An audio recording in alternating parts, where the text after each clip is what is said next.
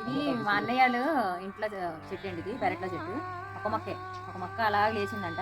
మొత్తం గుత్తులు 3 కేజీలు టమాటా ఉంది మొత్తం ఒక మొక్కకి. ఇప్పుడు మార్కెట్లో వచ్చే టమాటా మొత్తం రబ్బర్లా సాగుద్ది.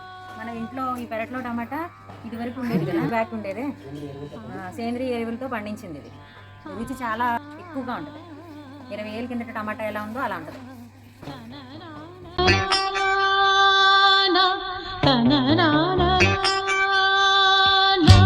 సుమం ప్రతి సుమం సుమం, వనం ప్రతి వనం వనం, సుమం ప్రతి సుమం సుమం, వనం ప్రతి వనం వనం, జగం అణు